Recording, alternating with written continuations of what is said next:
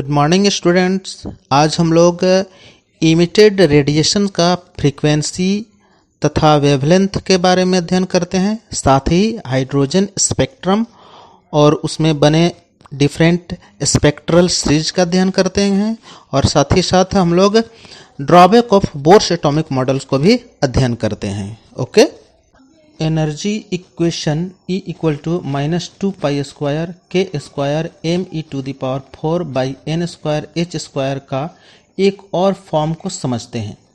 Energy equation के RHS में CH से मल्टीप्लाई एंड डिवाइड्स करते हैं, तब हम लोग को प्राप्त होता है E equal to -2 pi square के square me⁴ by n square h square into CH upon CH, या E equal to -2 pi square के square me⁴ by CH cube into CH by n square.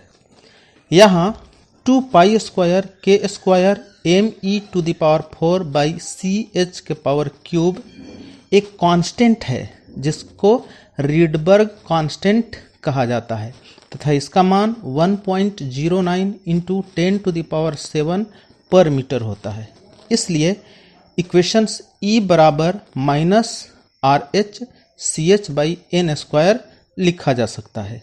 यहाँ पर RH Rydberg constant, C speed of light तथा H Planck's constant है। अब हम लोग emitted radiation का फ्रीक्वेंसी तथा वेवलेंथ ज्ञात करते हैं।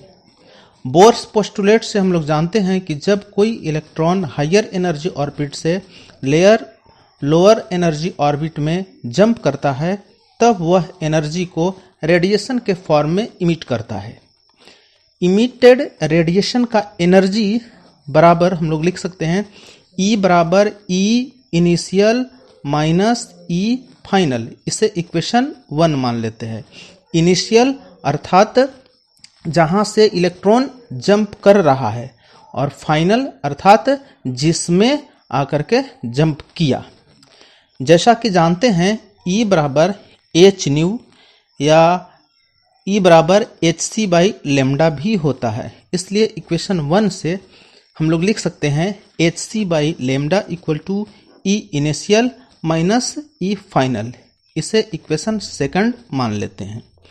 हम लोग यह भी जानते हैं कि E बराबर -RH CH by n square होता है। इसलिए E इनिशियल बराबर -RH by CH by n initial का स्क्वायर तथा फाइनल अर्थात E फाइनल बराबर -RH CH by n final का स्क्वायर लिख सकते हैं।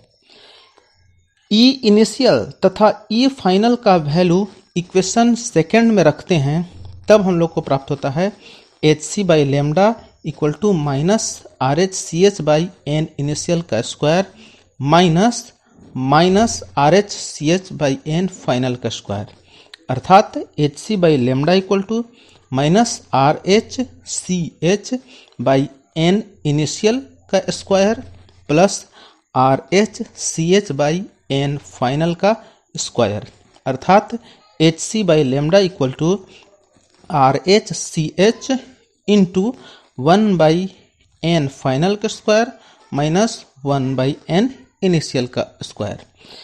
इस इक्वेशन में CH दोनों तरफ में है, इसलिए CH कैंसिल हो जाएगा और अब यह इक्वेशन हम लोगों को 1 by lambda equal to RH into 1 by n final का square minus 1 by n initial का स्क्वायर के रूप में आता है। हम इसे इक्वेशन 3 मान लेते हैं। वेव नंबर या वेवलेंथ का इन्वर्स होता है, इसलिए वेव नंबर जिसे न्यू से डिनोट करते हैं, nu equal to 1 by lambda. इसलिए nu equal to RH into 1 by n final का square minus 1 by n initial का स्क्वायर। इसे हाइड्रोजन एटम के लिए रीडबर्ग फॉर्मूला भी कहते हैं। अब हम लोग हाइड्रोजन स्पेक्ट्रम को देखते हैं। जब हाइड्रोजन एटम में इलेक्ट्रॉन किसी हायर एनर्जी ऑर्बिट से लोअर एनर्जी ऑर्बिट में जंप करता है, तब वह पार्टिकुलर वेवलेंथ या फ्रीक्वेंसी का रेडिएशन उत्सर्जित करता है। इस रेडिएशन को स्पेक्ट्रल लाइन कहा जाता है। स्पेक्ट्रल लाइन विभिन्न स्पेक्ट्रल सीरीज का निर्माण करता है, जैसे Lyman series, Balmer series, Paschen series, Brackett series, Pfund series. Lyman series, जब किसी भी हायर एनर्जी ऑर्बिट से electron first lower energy orbit में जंप करता है, तब इससे बना स्पेक्ट्रल लाइन लाइमन सीरीज का निर्माण करता है। लाइमन सीरीज इलेक्ट्रोमैग्नेटिक स्पेक्ट्रम के अल्ट्रावायलेट रीजन में उपस्थित होता है। लाइमन सीरीज के स्पेक्ट्रल लाइन का वेवलेंथ अगर ज्ञात करना हो तो हम लोग ज्ञात कर सकते हैं 1/λ = RH इंटू 1/n फाइनल। यहाँ पर n फाइनल 1 है, माइनस 1/n इनिशियल का स्क्वायर। तो यहाँ पर हम लोग देख रहे हैं कि n फाइनल जो है वह फर्स्ट ऑर्बिट है, जबकि n initial second, third, fourth, fifth ये सभी ऑर्बिट हो सकते हैं। लाइमन सीरीज का लॉन्गेस्ट वेवलेंथ लगभग 122 नैनोमीटर होता है। बाल्मर सीरीज, जब किसी भी हायर एनर्जी ऑर्बिट से electron second lower orbit energy में जंप करता है, तब इससे बना स्पेक्ट्रल लाइन बाल्मर सीरीज कहलाता है। यह सीरीज इलेक्ट्रोमैग्नेटिक वेव के स्पेक्ट्रम के विजिबल रीजन में पाया जाता है। इस सीरीज के स्पेक्ट्रल लाइन का वेवलेंथ ज्ञात करने के लिए 1/λ = RH इंटू 1/2 का स्क्वायर माइनस 1/n इनिशियल का स्क्वायर। यहाँ पर n फाइनल सेकंड ऑर्बिट है, जबकि n initial third, fourth, fifth, sixth या इनफाइनाइट हो सकता है। बाल्मर सीरीज का लॉन्गेस्ट वेवलेंथ लगभग 660 नैनोमीटर होता है।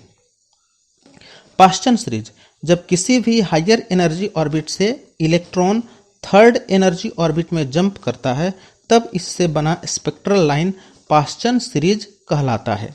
यह सीरीज इलेक्ट्रोमैग्नेटिक स्पेक्ट्रम के इंफ्रारेड रीजन में पाया जाता है। इस सीरीज के स्पेक्ट्रल लाइन का वेवलेंथ ज्ञात करने के लिए हम लोग लिख सकते हैं 1/λ = RH इंटू 1/3 का स्क्वायर माइनस 1/n इनिशियल का स्क्वायर। यहाँ पर हम लोग जानते हैं कि लोअर ऑर्बिट थर्ड ऑर्बिट है तथा higher orbit fourth, fifth, six, 7, 8 infinity हो सकते हैं। पास्चन सीरीज का लॉन्गेस्ट वेवलेंथ लगभग 1887 नैनोमीटर होता है। ब्रैकेट सीरीज, जब किसी भी हायर एनर्जी ऑर्बिट से इलेक्ट्रॉन फोर्थ एनर्जी ऑर्बिट में जंप करता है, तब इससे बना स्पेक्ट्रल लाइन ब्रैकेट सीरीज कहलाता है। यह सीरीज इलेक्ट्रोमैग्नेटिक स्पेक्ट्रम के इंफ्रारेड रीजन में पाया जाता है। इस सीरीज के स्पेक्ट्रल लाइन का वेवलेंथ ज्ञात करने के लिए हम लोग लिख सकते हैं 1/λ = RH इंटू 1/4 का स्क्वायर माइनस 1/n इनिशियल का स्क्वायर। यहाँ पर लोअर एनर्जी ऑर्बिट अर्थात फाइनल जो है वह फोर्थ ऑर्बिट है, जबकि initial orbit higher energy orbit fifth, sixth, 7, 8, 9, 10 या इन्फिनिट हो सकता है। इस सीरीज का लॉन्गेस्ट वेवलेंथ लगभग 4077 नैनोमीटर होता है। पिफंड सीरीज, जब किसी भी हायर एनर्जी ऑर्बिट से electron fifth lower energy orbit में जंप करता है, तब इससे बना स्पेक्ट्रल लाइन पिफंड सीरीज कहलाता है। यह सीरीज इलेक्ट्रोमैग्नेटिक स्पेक्ट्रम के फार इंफ्रारेड रीजन में उपस्थित होता है। इस सीरीज के स्पेक्ट्रल लाइन का वेवलेंथ को हम लोग ज्ञात करते हैं 1/λ = RH इंटू 1/5 का square minus 1/n initial square. यहाँ पर फाइनल लोअर एनर्जी ऑर्बिट जो है वह फिफ्थ ऑर्बिट है, जबकि हायर एनर्जी ऑर्बिट 6, 7, 8, 9, 10 या इनफाइनाइट हो सकता है। इस सीरीज का लॉन्गेस्ट वेवलेंथ लगभग 7506 नैनोमीटर होता है। यहाँ पर अभी आप स्पेक्ट्रल लाइन्स सीरीज देख रहे हैं जो डिफरेंट दिया गया है। Lyman series, Balmer series, Paschen series, Brackett series और पीफंड सीरीज को दर्शाया गया है।